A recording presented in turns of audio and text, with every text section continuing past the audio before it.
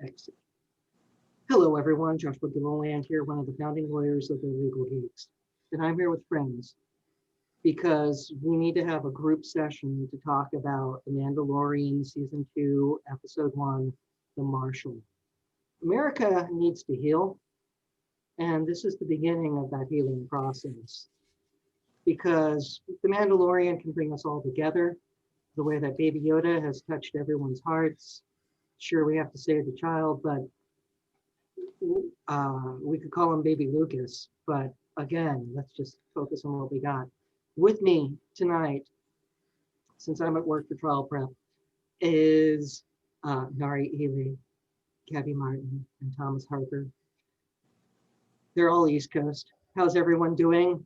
Starting with Nari, then Gabby, then Thomas. Doing pretty good. We tested our emergency notification system at work today because we are expecting potential disruptions next week. So I'm based in Washington, D.C., so it'll be a fun ride for the next several days. Oh, we'll stay safe, America. Gabby, are you in mortal danger? I am not in mortal danger. I am in emotional danger with 4 days left in CT politics. But Star Wars has not only crossed over here in this world, but it's also the majority leader of the House of Representatives costume this year. So we are big Star Wars fans over here in the Nutmeg State. That is exceptional. And did that get tweeted out? Is there social media of his costume? Probably. It should be. It should be newsworthy. Yes, he did. His entire family, all Star Wars theme. Even the dog.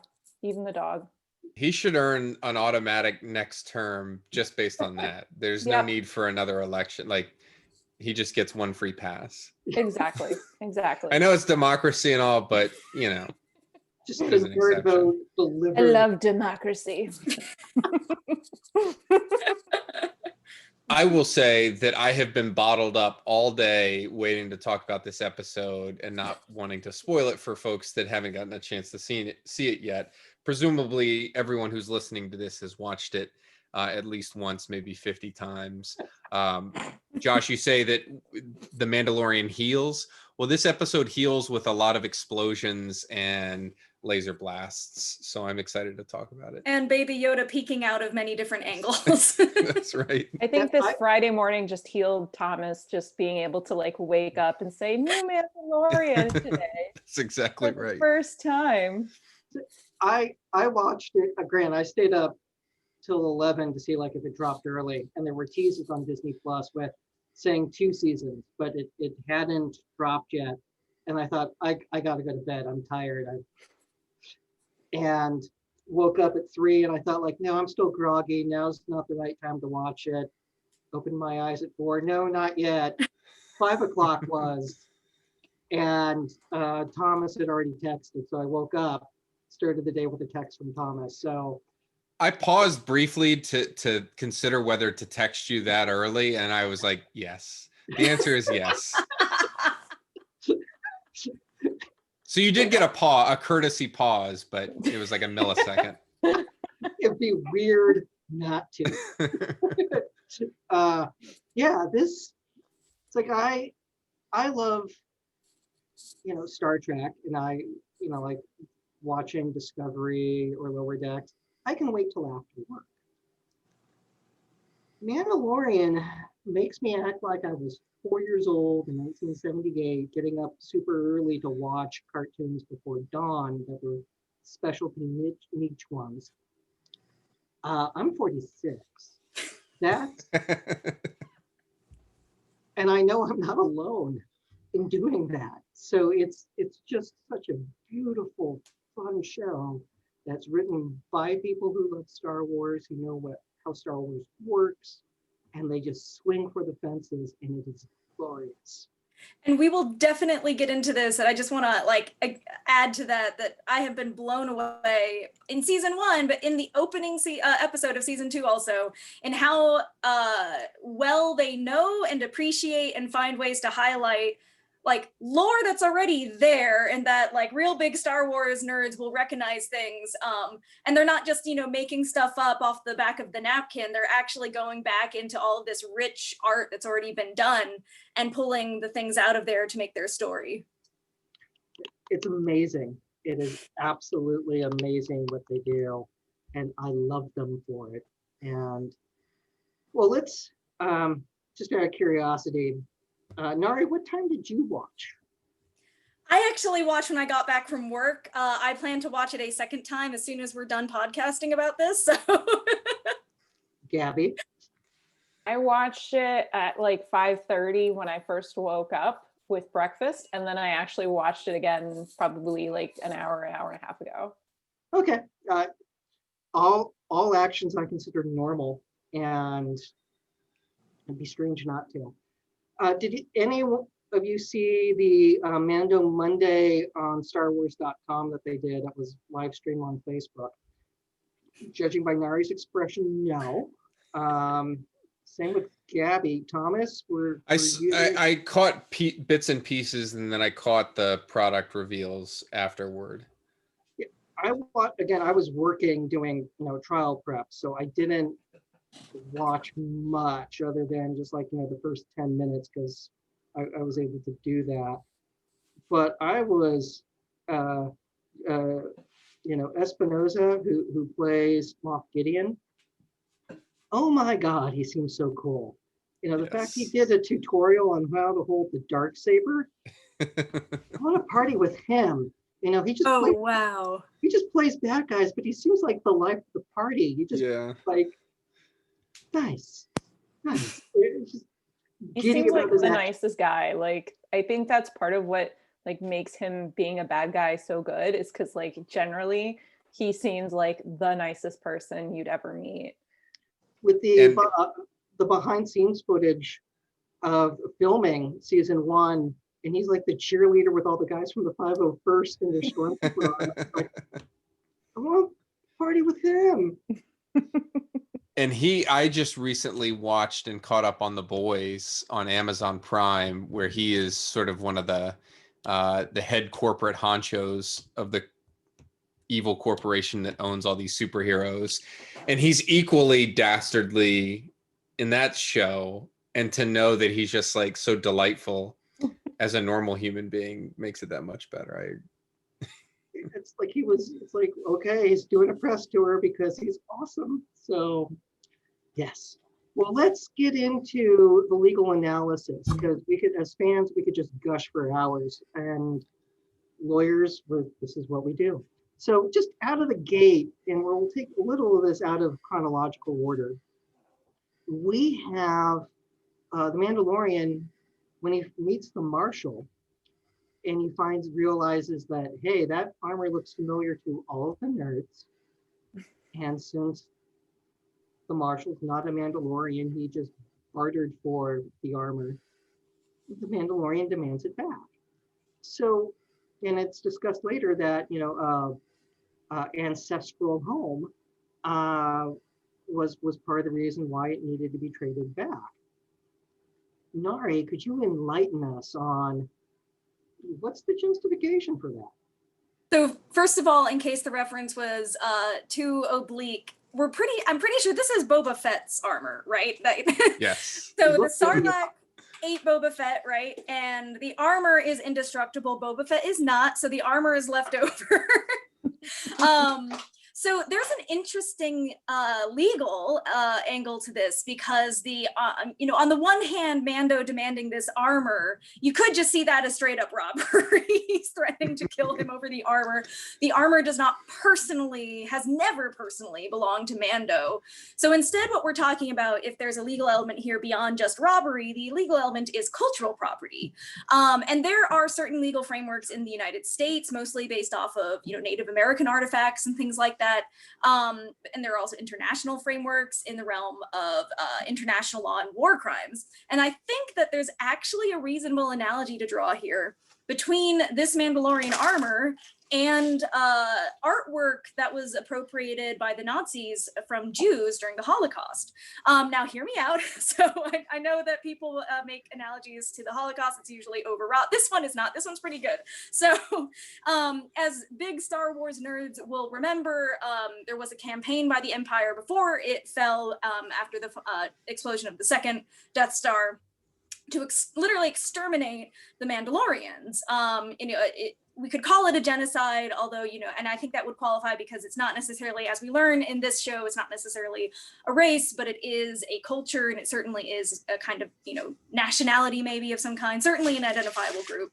And they would appropriate the things that they took from the dead Mandalorians. That's a pretty decent analogy to what happened during the Holocaust with the Nazis appropriating things from the Jewish people that they were killing.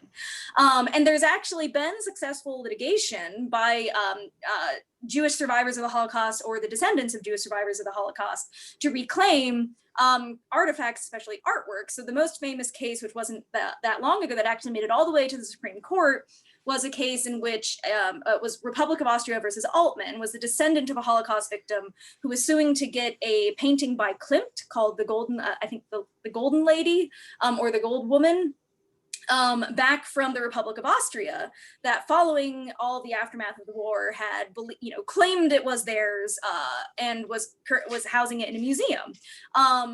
The lawsuit was actually regarding the Foreign Sovereign Immunities Act and its retroactivity.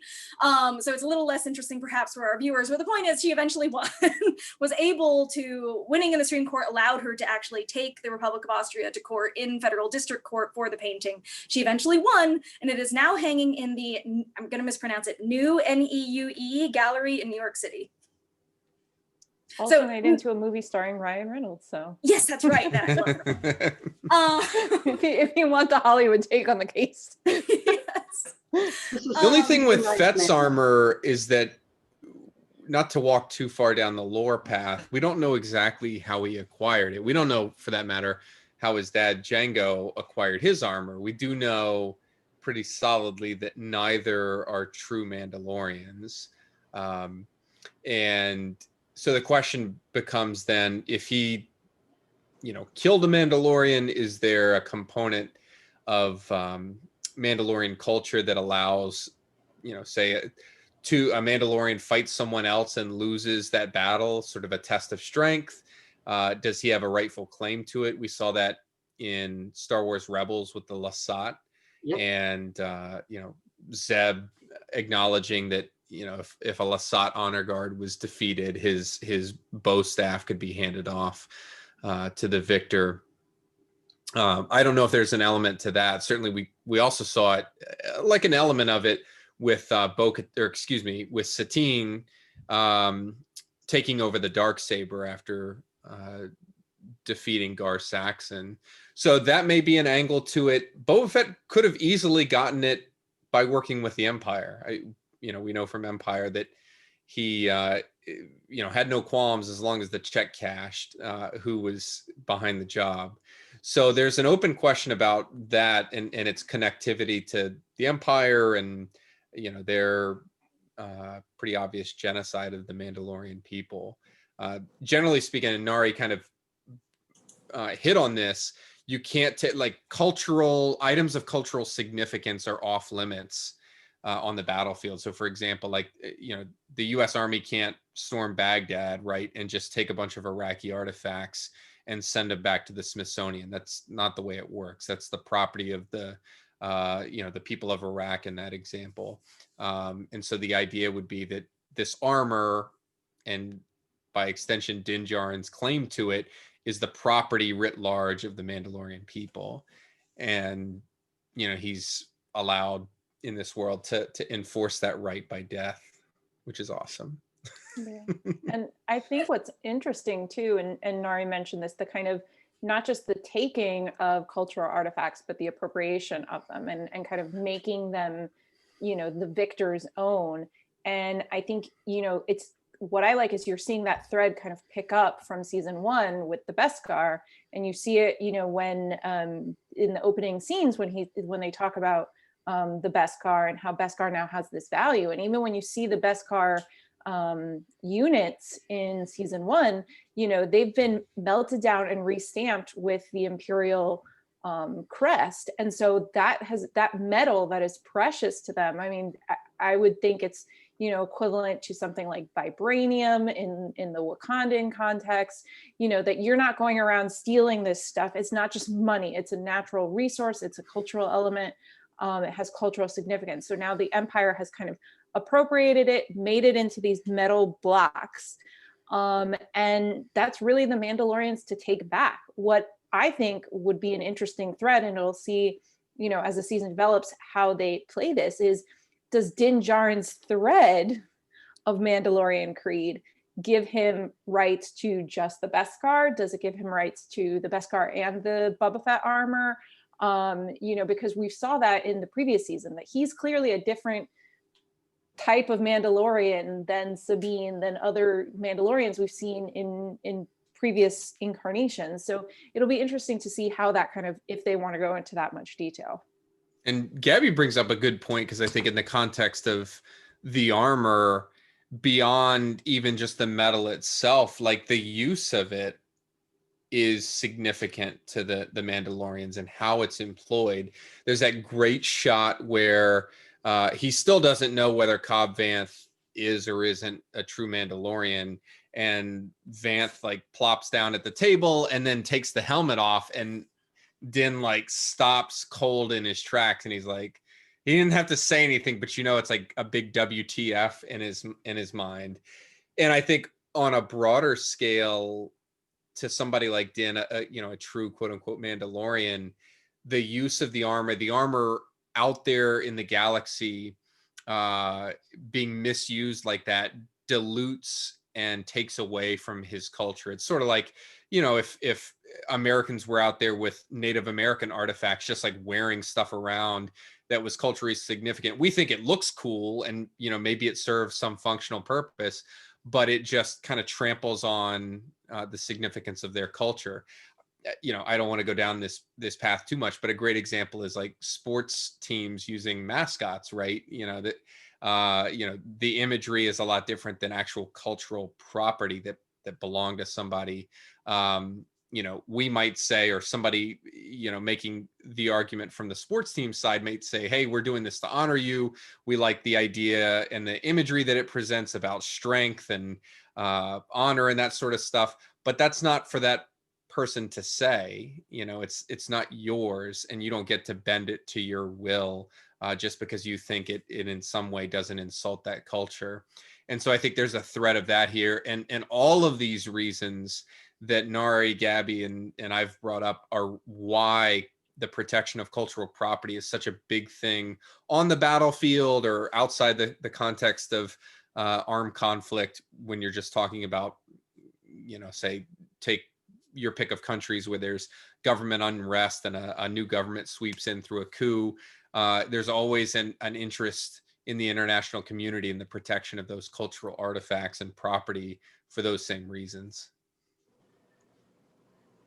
Well done. Well, let's take some issues in chronological order, at least when we finally meet the Marshal. And I'll put this out there. I love the Marshal. I hope we see him again, and I hope we see a couple more episodes on Tatooine. Gabby's shaking her head. No. She's No, muted. I don't know. Maybe it's because I've seen, to me, it just seemed like they took Timothy Oliphant and were just like, let's make him a Timothy Oliphant character. Like, it just seemed kind of lame. I said it on Twitter earlier today. This was just not my cup of tea episode. I had a lot of issues with it, storytelling wise. But yeah, no, I was like, he was kind of like, what was the character from last season? The Han kind of knockoff character that he runs into in Tatooine. Toro Calican. Yeah, that kid. But it seemed like that was this character for me. I wasn't a fan. So now I'm not familiar with this other work because there's only so much pop culture I can absorb. So that might impact my decision if it's like the same character over and over again. But I like the concept of the guy who they're feeling good because the evil empire just lost their second Death Star. They get run over by bandits. He barely escapes. And what's he do when he has a chance for freedom? He goes back and saves his home. And like he could have gone, that's too bad for them. I'm moving and go to another part of that horrid desert planet. He goes back and helps build the community. And I liked that as opposed to I'm packing up and not going back. Yeah, I'm gonna register a vote in favor. I liked this character, and I really liked that backstory because I think like it's a level of nuance and complexity that we don't always get in other Star Wars products, let's say, which is like the big bad empire dissolved, and that's not the end of the story, right? And as often happens, if you're trying to tell a story that registers a little closer to reality, what would happen is in a backwater like Tatooine, other powers might move in, and those powers might actually be worse. So it turns out this group of gangsters or bandits that enslaves the town might actually have made life worse for the people there, and that may have happened in a lot of places in where the empire used to exist. And that's a complicated question. I'm not saying that the rebellion wasn't still the right thing to do, just that the world is messy. Well, you also had the fall of the Hutts. Mhm. So you had a double whammy on Tatooine where culture completely flips. And unless you have the revolutionaries there to install a new government, things can go bad very quickly if another group rolls in to go like, well, the Hutts are gone, the empire is gone, we can do whatever we want to these people and they're ours. Like, and the rebellion was strong, but not that strong to deploy forces to be peacemakers when necessary. Especially in the immediate aftermath of the Death Star blowing up. Like 20 minutes later. We saw how long it took the Skywalkers to get back to Tatooine. It was very low on their priority list. Poor Saps had literally just watched the video of the Death Star blowing up and couldn't even take like a round of shots before like literal laser blasts were cutting them all down. Yeah, but that's an interesting aspect of Tatooine versus like some of the more populated planets like Coruscant, because there is this disconnect from the larger, quote unquote civilized galaxy in the core, the mid-rim, that Tatooine, even going back to the prequel days, has no central government. I mean, it's not like any civilized country that we know, first world country, even second world country that we know here in real life. It's a series of disjointed communities that sort of exist on their own. Tatooine is sort of, Mos Eisley is different than Anchorhead, is different than Mos Espa. I think they had an informal capital at one point, but really you have a criminal organization in the Hutts providing the only real stability alongside the enforcement mechanism of, a detachment of sand troopers. Sounds like the Empire stationed some folks there after A New Hope for some time, but there really isn't anything. And so like to Gabby and Nari's point, you have this 1-2 punch of destabilization happening within like days of each other in Jabba's death and then the Empire's destruction. And it's fascinating to me. Cobb Vanth's character was introduced a few years ago in the Aftermath trilogy, just as an aside, and people kind of, he had a very tiny part that wasn't connected to the main storyline, and people kind of fixated on it because of the connection to Boba Fett's armor. I never thought we would see him again, but it is fascinating to see somebody, just a random dude, because this guy has like, he's not a true Mandalorian. He's not a former Imperial or rebel that we know of. There's just a random guy that decided to take the law into his hands. And then suddenly, in a vacuum of governmental leadership or authority, he steps up and takes like the mantle of law enforcement and, governing body, for lack of a better term, in this tiny town. and the people just go along with it because he provides them the things that he needs. It's a lot like, and I won't go down the road too deeply, but when I was in Afghanistan, like some of these tiny villages that were so remote and disconnected from the capital in Kabul, that was sort of the norm. They didn't care that there was a central government, hundreds, if not thousands of miles away from them. They had some local authority, whether it be like an elected official or somebody they had just sort of appointed like an elder. And so long as they were provided for in terms of security and justice and basic needs, they were okay with it. And that's why I like about Cobb Vance's character. It's sort of, That he doesn't pervert anything. Right. It's like, hey, like I came back to help and stuck around doing it. Like that's a very Old West type story. And okay, he did ask for a drink and I don't know if he paid for it. So there could be an issue there. But on the flip side, when I was in high school and worked at a movie theater, we gave police and fire free tickets to movies. And because again, it's like, yeah, your job is to get shot at or go into a burning building. The movie's on our company. Thank you. Have a good, because that's like civil society. The flip side of this is I would also bet that he has a tab at that bar. I'm just going to hazard a guess.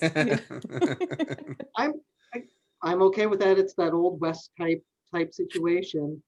And when we see him talking to the town about the danger of the dragon, it's like, what if it hits the school? Like That That really was got me, so guys. random. That It was so funny. so random. I was like, that and the Dag Nabbit by Mando like totally broke story for me, because I was like, what? There's a school? What, like this is too it's far out of the Star Wars realm and too like westerny for me. Yeah. And plus can we talk about how that town is just like, they put up like a little bit of resistance. They're like, oh no, like don't work with the Tusken Raiders. And then they're like, okay, whatever. Like they say it's okay. There's a peace treaty. So he probably walked in, he's like, I'm sheriff now. And there was somebody like, okay, like, I mean, he's got armor and he's got a gun, so. I don't want to do it. You want to do it? He wants to? Okay. It's like, exactly. yeah, and it's Bob, when everyone's happy at that point. Like, again, I didn't mind the Old West feel because I like the Old West stories. So, and if people live there, they're going to be procreating. You need something for the kids to do. And Star Wars, people don't go to school. I know, but that's one of the things that I like about this one, is that it has that little element that's different from other Star Wars. And like, yeah, if you have an actual village, why, like, what do the kiddos do all day? Like, I also thought it was just really comedic. Like, it just did get thrown in there. It's kind of like, it would have been even more on the nose if instead he's like, but what about if it hit the nursery? Like, like you can't let it do that. Not our orphanage. I thought that was humorous enough that I enjoyed it breaking. I agree it was a little absurd. I enjoyed it enough that I forgave it. You would think Star Wars learned their lesson of putting young children in school. Yeah, the Jedi are the only ones allowed to have an academy. Oh God. What happens to the younglings last time? Yeah. And maybe that's the warning label. It's like, no, Don't go to school.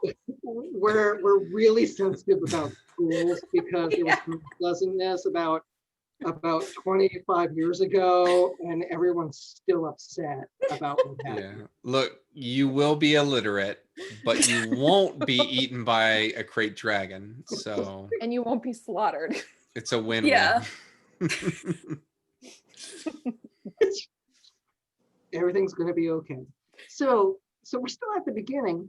So at the bar, we have I think a nice way of telling the backstory, that they're riding on their swoop bikes, and we get the background. So like it wasn't background at the bar because the story wouldn't be moving forward at that point. So like just from the storytelling perspective, instead of showing them riding the bikes continuously, we get the backstory. Favreau once again works in the ice cream maker as the safe. And again, that just warms my heart, especially seeing how he talked about that in the documentary about the making. So again, just making sweet love to the audience, and God bless them for doing that. Also, I loved the prequel like nod with the bike from the pod racing kind of contraption. Yeah, that bike. is what it I looked was like. like, yes, my childhood.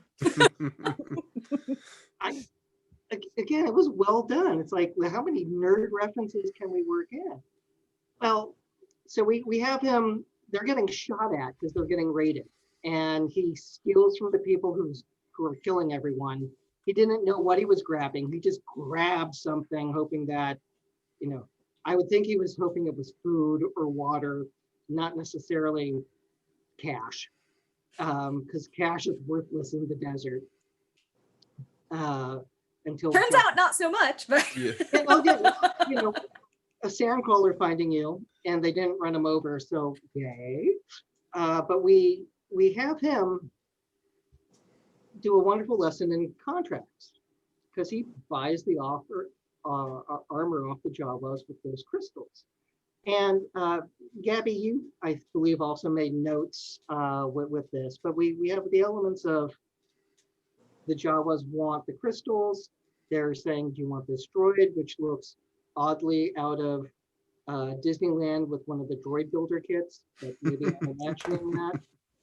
And Now available at Galaxy's Edge. yeah, just, again, that doesn't bother me. Galaxy's Edge Online.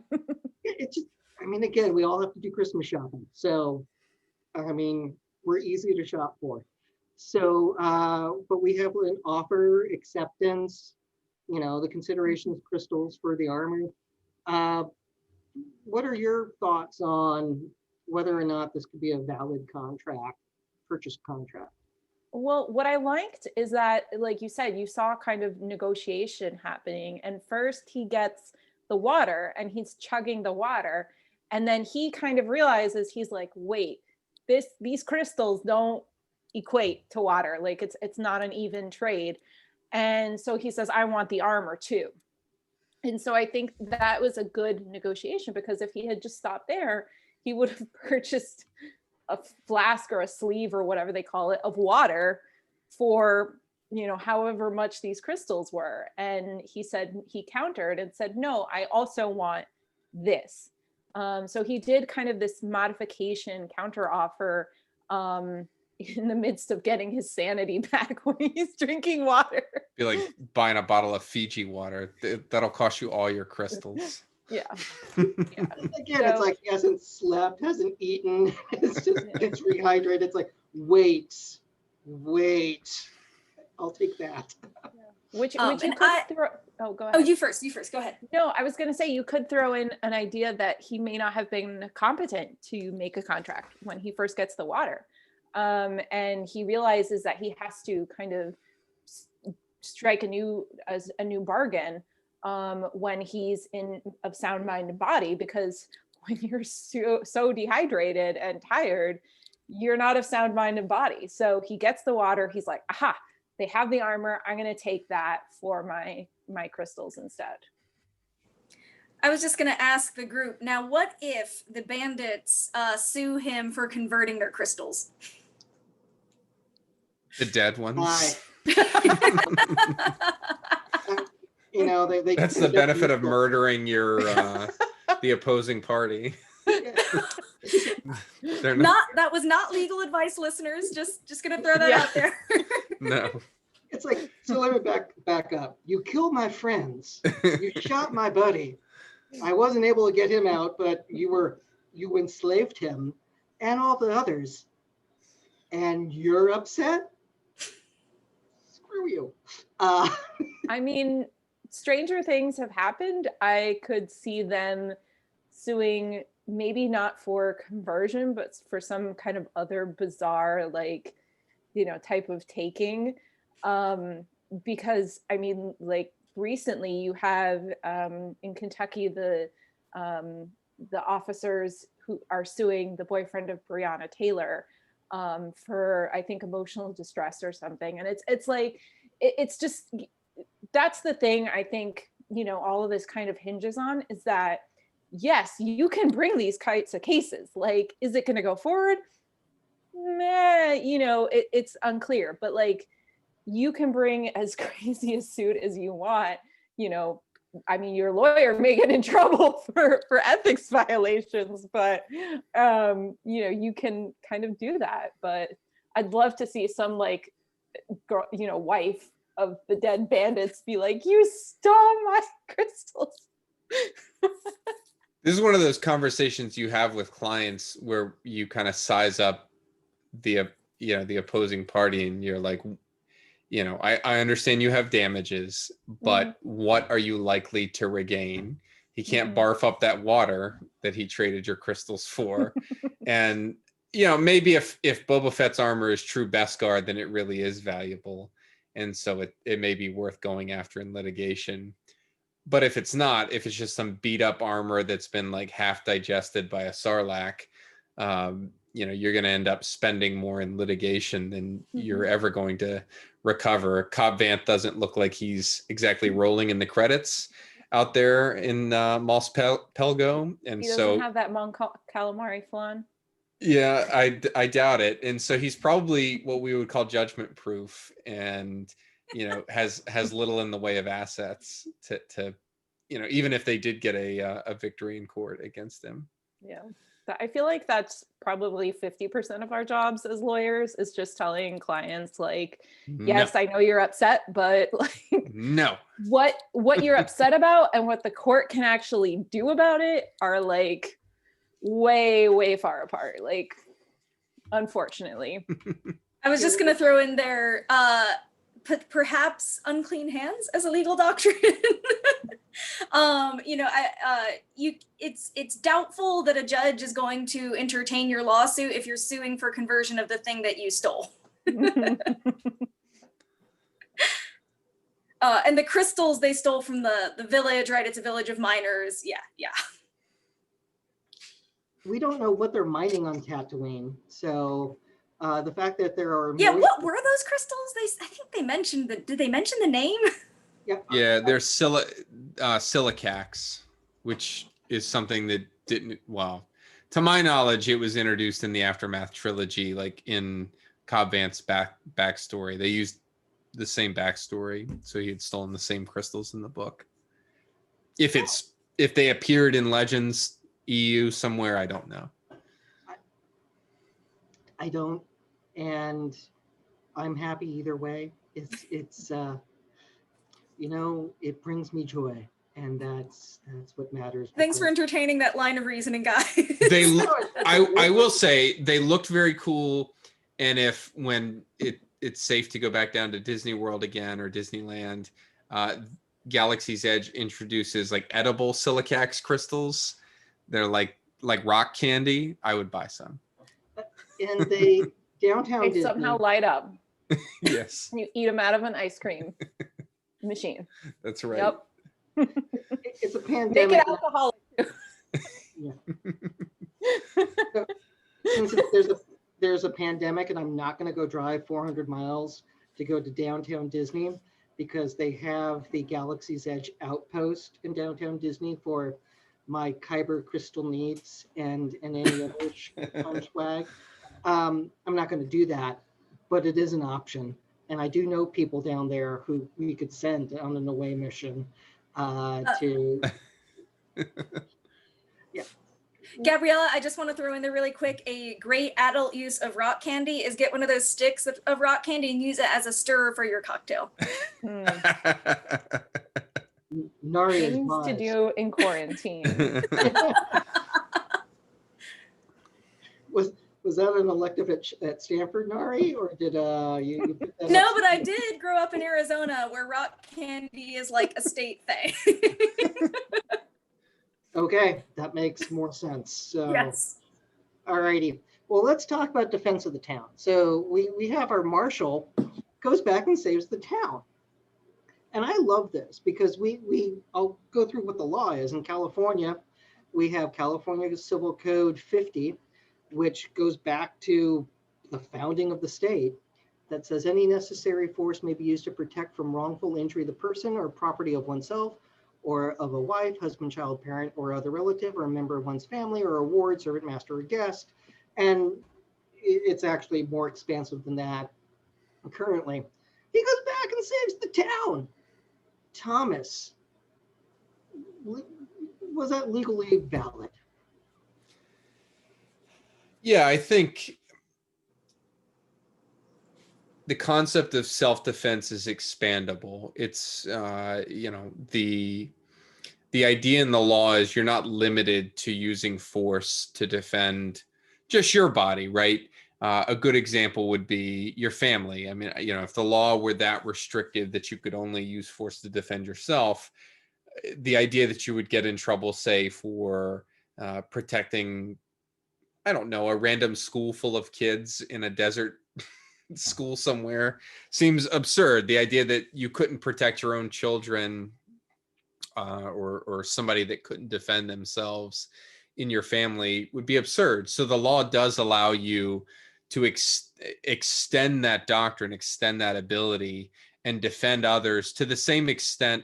You effectively put yourself in their shoes, so you don't get an unlimited right to use force, but to the extent that they're able legally to use force to defend themselves, you can step in and defend them on their behalf. Um, and so, I, you know, in terms of the threat that the Krayt Dragon posed, I think we would call that threat of death or grievous bodily injury. I don't think there's a gray area there. And, it seemed fairly imminent. I don't know how long a Krayt Dragon goes between feedings, but it seems like this is sort of a regular thing for Mos Pelgo, this Krayt Dragon coming in and eating things or people. And clearly the Mandalorian and Cobb Vanth both see an attack happen, albeit one on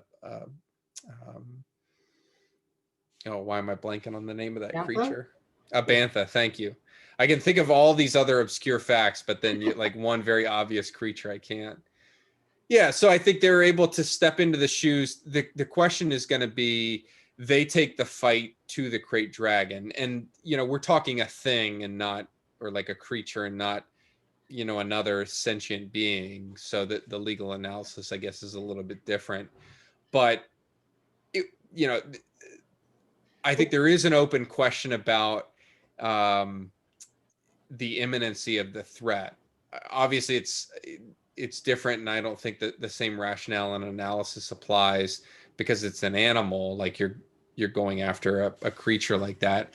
But if this were like a human attacking the town and you're not currently being attacked, and you go out prospectively or preemptively and go attack this other human, you're probably going to be in trouble. So, There's not an unlimited right to self-defense there. let's go back to the dragon at the end, because there's some research that I tossed in. But I was speaking about the bandits who had enslaved the town, because he goes, Oh, I'm sorry. Yeah. It's fine. I You get were off on like way such a off on this roll. Krayt Dragon thing. Yeah. Yeah, well, in terms of the bandits, I think again, it's the problem for Cobb Vanth is temporal, right? It's a time problem. He escaped. They've got, I guess to the extent that there are still folks living under the gun of these bandits, there's some threat to life or property, and he's trying to free them. But my question would be, what threat are they posing? I think the question of freeing them from slavery probably makes it pretty clear that he's able to go in. They're effectively kidnapped, so he's able to go in and defend them against the threat of death, presumably that they're under. You see, he did more than the Jedi in the Phantom Menace to go stop slavery on That's true. Tatooine. So Not like Qui-Gon's approach of, well, we can't do everything. we're just going to leave your mom a slave. We'll be fine. Yeah. For This will some have reason- no effect on your long term. I'm not damning the galaxy right now. Like, she'll be okay. She's your mom. Look, you've got a lot of midi-chlorians. You can come back sometime. Oh God. And you'll come back very peaceful and just liberate her. And it'll be glorious because you will bring balance to the force. No, he didn't do that. I'm going to go save my friends. So I'm comfortable backing that legally in an Old West situation of, well, I went in and shot all the bad guys. Yeah. Well, And so I- also, oh, sorry, you first, Gabby. I think what's interesting too is that it kind of circles back to our conversation that we had in episode 1, season 1, of bounty hunters and how they act as a kind of quasi law enforcement. And here you have Cobb Vanth before he becomes the Marshal, acting as a quasi law enforcement. He's being judge, jury, and executioner to these guys. And I think he kind of transitions because you say, well, he kind of just takes over in this kind of old timey sheriff way because nobody really opposes him. But in theory, you could consider that an elected sheriff position, that he's theoretically elected by the town when they don't object. Their silence is consent. And he now has more kind of law enforcement powers after the fact. So when he does go after the crate dragon, circling back to Thomas's point, even if that was a human that was attacking the town, he would have more leeway and more powers as a law enforcement officer than he would when he initially comes back to the town as just kind of this vigilante, kind of Batman style, like, I'm going to clear the town of all these bad guys, So I think that's an important distinction in his roles and responsibilities, that kind of election to sheriff position. That was basically what I was going to go for. Nicely done, Gabby. And to keep things in the Disney family for a Marvel or Star Wars reference, let's go with Moon Knight, just for that double whammy right there. So, Yep. And speaking of dragons, let's go out for the contract that they come up with to, I will give you back this armor instead of us having a shootout if you help me kill the dragon. I broke out Murray on contracts and opened up to No. Did I trigger you, Gabby? Are you okay? A No, million why voices am suddenly I cried always- out. I in keep coming terror. back and I keep getting triggered to first year contracts. Why do I put myself through this? Why? Sorry. Hug the child. Safe place. It can't hurt you right now. There we go. Oh. You're safe here. So we have an old view of contracts versus what became, the more normal view of independent contract covenants versus bilateral agreements. So the original view was if you had two different contracts or agreements for help me kill the dragon, I will give you the armor. Both parties have to perform. And in the old days, it was performance was independent unless the parties in express terms indicated the performance was on some specific way dependent upon performance by the other covenant. Well, that would make no sense because both would have to perform regardless. And one is dependent upon the other. You got to kill the dragon first before I'm giving you the armor, because I can help you if I'm wearing the armor. I can't help you if you just take it and put it in the Razor Crest and we try to go kill the dragon together now. I thought that was awesome, just as a nice description of contracts on because it's a pure contract for you help me kill the dragon, you get the armor.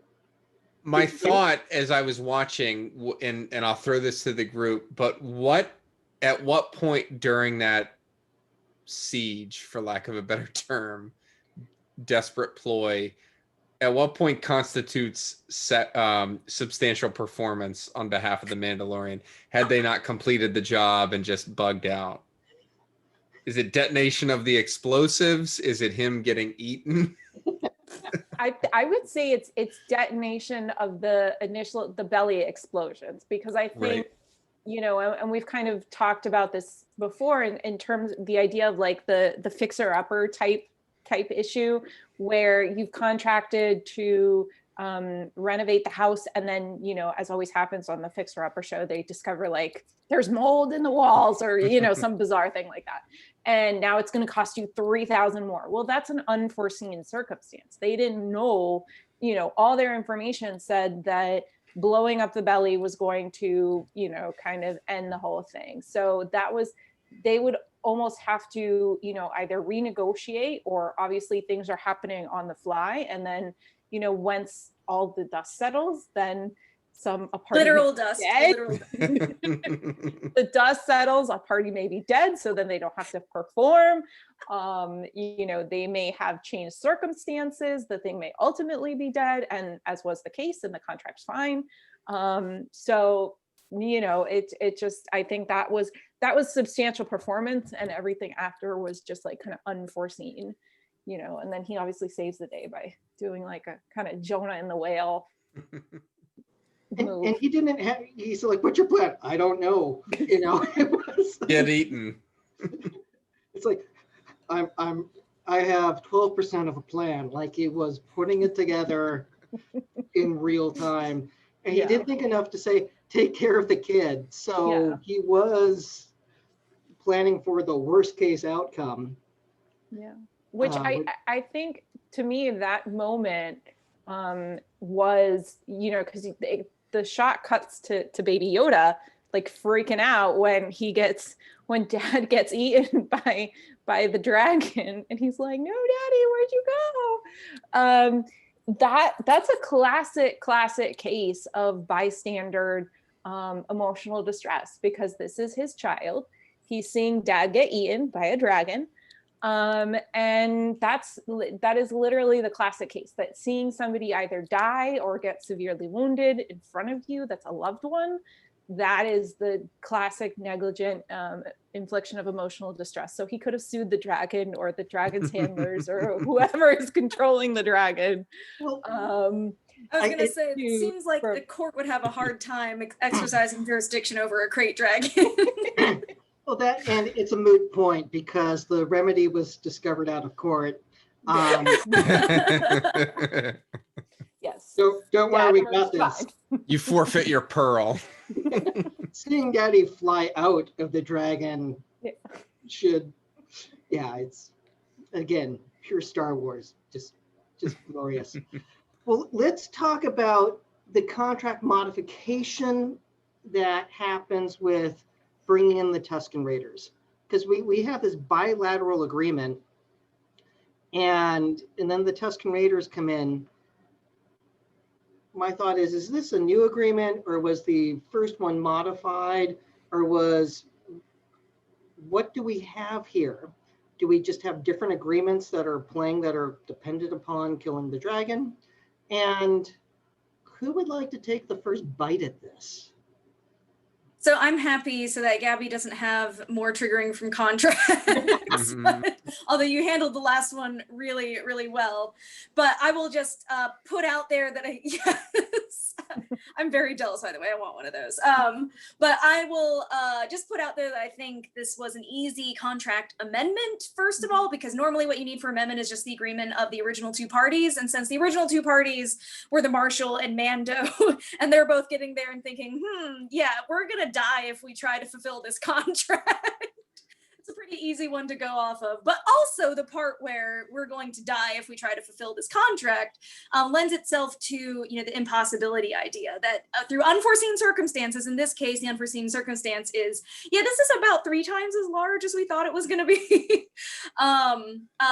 They now realize that they can't actually fulfill the contract under its original terms, in which case, right, they basically could have both breached, just decided not to fulfill it and created a new contract. But I think this is an easy amendment, just because they both would have agreed to it. Adding the Tusken Raiders, I think, is also pretty easy. They were there, they agreed to it. Volunteering the town. I actually think, under the analysis that Gabby was going through before about where the Marshal actually could have been the elected sheriff, he is in fact, right, an officer of the peace, law enforcement. And this kind of goes to the old Wild West law. One of the things about that was the ability to gather a posse. And I've talked a lot about this in other podcasts and other shows, but the old common law idea was that you would put out the hue and cry, and all able-bodied men had to come assist the officer of the peace in executing the law, or making the arrest. So, the Marshal may have been able to volunteer the villagers because they would have been compelled to respond to his call to bring the great dragon to justice. Not so much Mando. We'll just let that slide though. Yeah. Great posse. I was just thinking that because Mando doesn't have the authority to create the posse, to rally the posse, that the Marshal would have. And if you think about it, if you kind of slow down that scene, he agrees on behalf of the town and the Marshal, two other parties, to bring this party into an agreement with the Tusken Raiders. And granted, because before he was doing kind of a translation of what the Tusken Raiders were saying, at that point, he's just like, no, and they throw down the rocks, and he's like, oh, where'd you get these people from? And he's like, I volunteered your village, great. But he entered all those parties unknowingly, especially the village, into this agreement. Can he do that? Like, he's conscripted this army, he's rallied this posse without them knowing it. And I think you could, in a way, consider that, I don't know, necessarily a breach, but definitely bad faith in his original agreement with the Marshal, that he's acting in bad faith there because he's not acting, because the way to act in good faith there with his original agreement with the Marshal would have been to translate what the Tusken Raiders were saying we need more people. And he tells the Marshal, well, the best idea would be, you have these villagers, you have the extra people. Do you agree to conscript these people for this task? Yes. Okay. That would have been all kind of above board. I don't think that's the little kind of sketchy part there. I like that he effectively forces Cobb to exercise that Wild West law enforcement authority to do it. Because you don't see Din go in and say, hey, you guys are all going to fight a dragon. It's Cobb that sort of leads that discussion. And so he, in a way, he sort of subsumes Cobb's role in that negotiation. My favorite part of that scene is how they argue about the scale of the sand table that they laid out. that's the major issue. And then, like, where are all these other rocks from? It is to scale. It's like, oh, oh no, that was not the answer I wanted. So. It kind of, I loved the kind of subtle translator jokes that were happening, which I'm sure Pedro Pascal, as a bilingual person, kind of enjoyed as well. There's a great sketch from Comedy Central of the world's worst translator, and I recommend everybody go on YouTube and watch it. It's hilarious, and it just kind of highlights that issue of things going back and forth so quickly. But one of the things I just wanted to point out is this is the second time we've seen the Tusken Raiders, and Din Djarin acting as kind of this diplomat with the Raiders, where everybody's kind of nixing them and saying, no, they're, savages, and they're, evil, and, they raid our villages, and, et cetera, et cetera, et cetera. He's like, no, they can be rationed with, they can be talked to, like, they are people. He even says, this is the custom, right? Like, drink the water. He's like, now you've insulted him because you haven't drunk the water, even though it stinks. Like, this is just kind of cultural. He's almost like a cultural diplomat, which I think is interesting. Unfortunately, he has no legal standing to back up that cultural diplomat role, which would change, I think, if he had some sort of legal authority as a cultural diplomat to conscript the posse, right? he would have been acting as kind of this mediator, this kind of third party figure in interacting with the two parties. But unfortunately, he doesn't have that legal backing for him. And Justin's, oh, you first, Tom. No, I was just going to make the comment that I do love that as the Sand People come into town, they are riding single file, as Tusken Raiders do, to hide their numbers. I was going to bring that up too. So yes. And I just wanted to add that this was one of the things that I love most about The Mandalorian, specifically among various Star Wars stories, is that, you know, in a lot of Star Wars, it can be very black and white. You get a lot of very simple narratives, not, you know, much less so outside of the main films. And there's been a lot of really good stories written around that. But this is just such a great example. Like the stereotype is that in Star Wars, the bad thing that looks like the bad thing is just the bad thing. If it looks like a monster, it's a monster. In Star Trek, right, the stereotype is anything that looks like a monster actually isn't. You got to look harder, try to talk to it, something. And in this case, right, in early on, it started not just with the Sand People, but even with their dogs, where they look super scary, they look super violent, and then it turns out that no, they're actually just dogs, and they want to have their chin scratched. Yeah, It was so much fun. You clearly can tell that Favreau had Sand People as action figures. Yes. Yeah, because A lot of them. Yeah, he joked about, you know, like being the younger brother and getting all the B grade toys. And it's just like, okay, you are living out childhood fantasies that you had with your action figures, with your storytelling, and I adore it. I enjoy the Tusken Raiders aren't just savages angle a lot, and I think that also plays into the view of the Old West, like watching a cowboy movie from the 1950s versus one of today. It's radically different in how Native Americans are portrayed, and I think they took a lesson from that here. Is the clear message, and I like that a lot. So, which brings us to The monster that is a monster. yeah. So the governments can authorize wild animals that are dangerous to be killed, and then, you know, California law gets into if there is you know, a county board of elected officials can authorize the destruction of gophers, squirrels, or wild animals, noxious weeds, plant diseases, or insects that are injurious to fruit or trees. Murder hornets. Yeah, murder hornets. I remember Just thinking of murder hornets. When I was a kid in the 80s, long before I think all of you were born, there was fruit flies in California, and we had nightly helicopters fly over and spray them to kill them. And nowadays, if we did something like that, there would be people freaking out for weird conspiracies like it's contrails. The government needed to do something with all that extra Agent Orange from Vietnam. Oh God. They didn't firebomb Los Altos. Okay? Like, let's be very clear. Just get rid of it in California.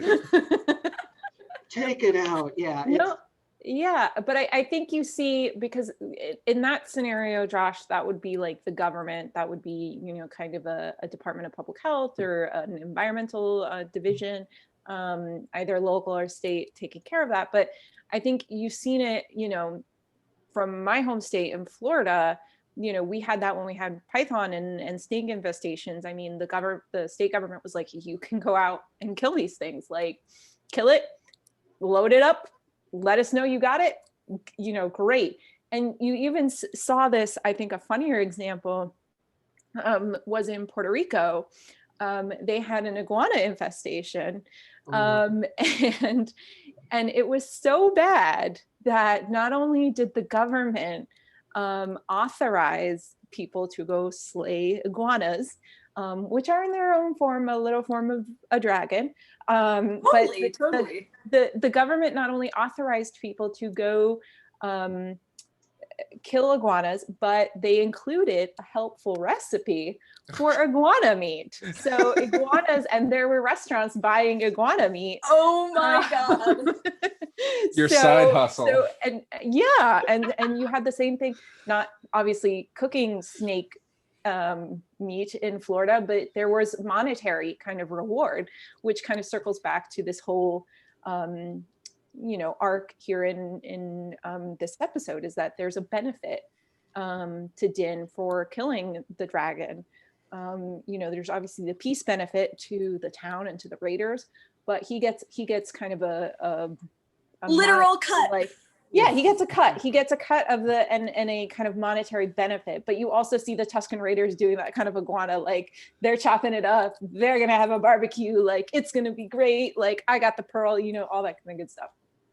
Well, they're gonna eat for a long time, and they. Oh yeah, I was really happy that they got to work right away, because I was like, they could probably survive for 2 generations off that if you dried that real quick.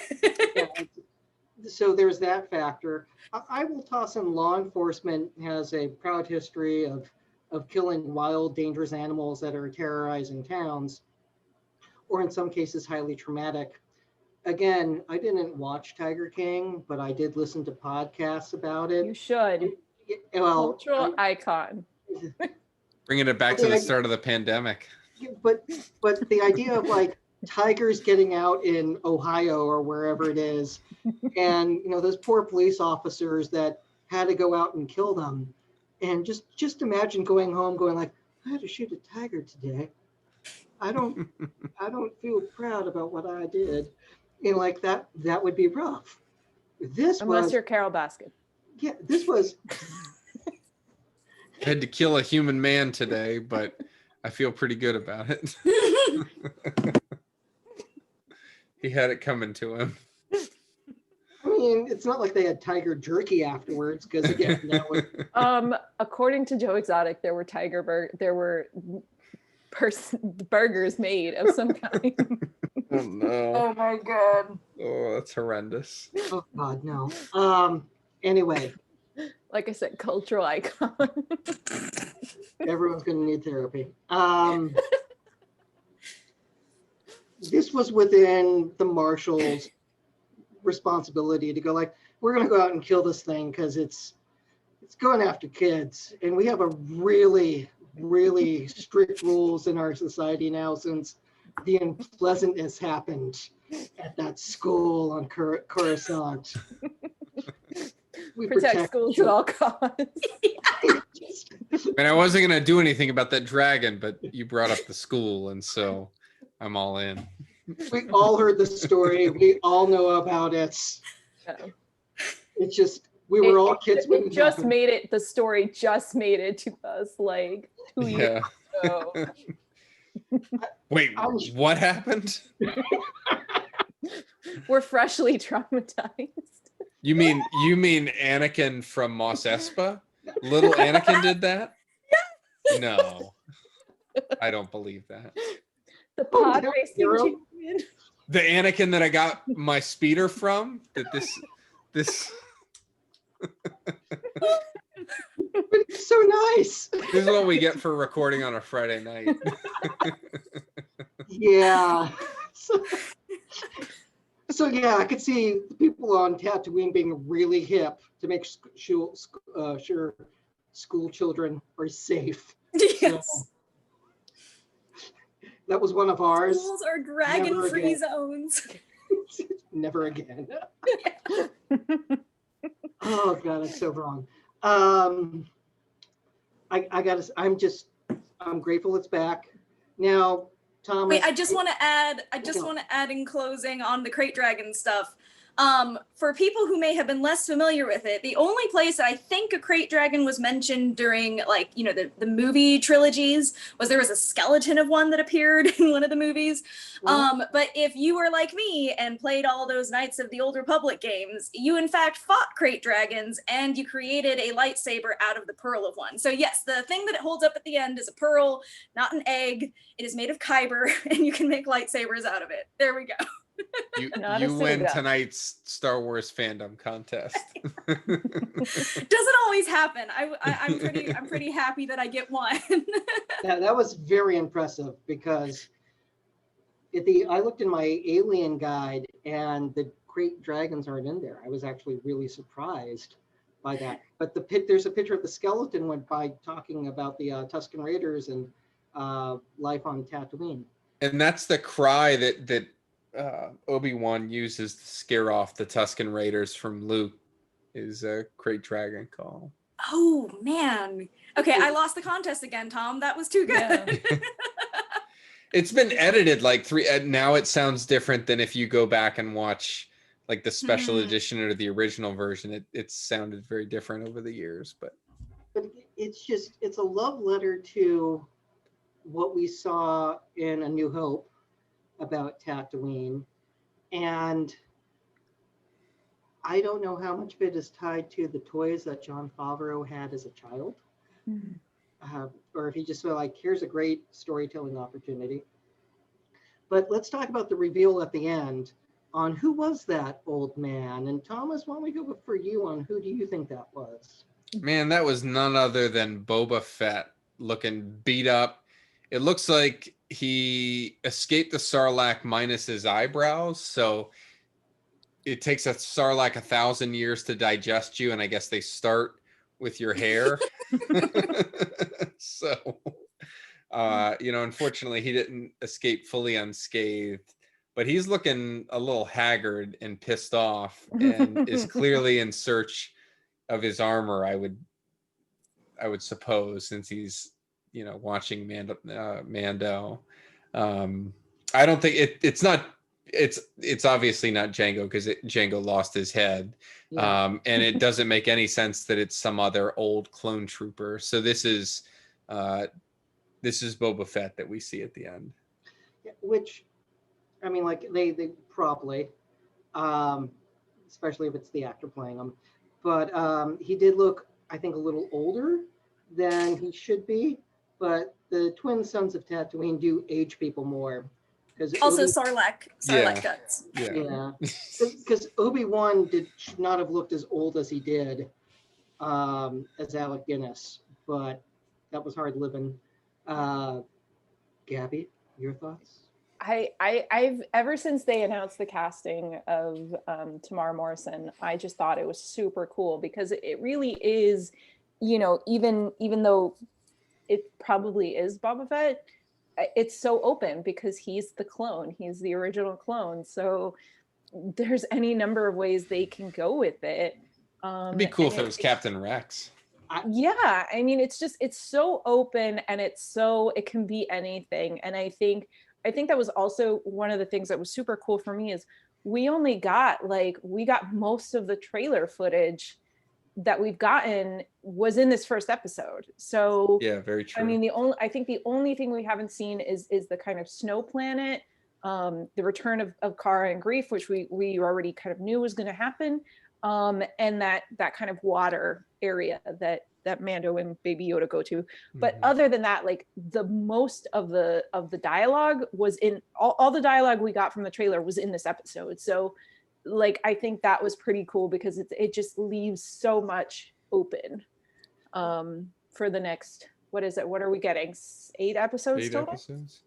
Yeah, that's a great point, because before this episode, we'd seen like, 3 minutes of footage total, if you crammed everything together. And, I think about like a normal Star Wars movie at this point, well, prior to release, you'd have 3 trailers, a dozen or so TV spots, a sizzle reel. We'd have seen like a good 6 or 7 minutes of footage. So to have a fraction of that, we really don't know what's coming, which is awesome. And Good. they're not doing screener copies this year. With the first season, there were a group of people that got early access to each episode each week, and that's not happening this year. So that's probably for a variety of reasons, but it's awesome to think that on Friday at midnight we are all equally situated. Good. I like being surprised. Star And I Wars. love that this is going to get us most of the way through 2020. Yes. And then we have WandaVision to close out 2020. So two big properties, kind of like saying, who cares about movies? We have television shows. It's bizarre. I was thinking about, before we got on the recording, how weird and simultaneously awesome it is that we've been without movies that we've known that were supposed to come out, stuff like Black Widow and the new Top Gun movie, or you take your pick, that would have been on home release, that like we would have been able to stream those movies by now. They've been delayed indefinitely. A ton of TV shows have been delayed indefinitely. I think about like Handmaid's Tale, like we might get to see that next year, I don't know. And somehow they were able to get Mandalorian complete, and then I'm really looking forward as well to WandaVision. So I feel like this is like divine intervention that we get some new Star Wars to close out 2020. Agreed. The Force wills it. Mm-hmm. Thank This is the way. Thank the maker. This is the way. This is the way. It is. Yeah, I just feel object joy, and I'm very grateful for it, because Star Wars works, I think, better as serialized storytelling this way. And the fact we get a Marvel show, which again, some of these characters, I think it's a benefit to have more time with them for development and storytelling purposes. So it's not just show up and look cool in a pose, it's actually, you understand them. So it's all good stuff. So with that, everyone, thank you for tuning in. We definitely will be talking about The Mandalorian all of November and probably all of December at this rate. So that's a good thing. And everyone, stay healthy, stay safe, and be sure to take your ballot to an actual drop box or the polling station. Vote. Yeah, vote.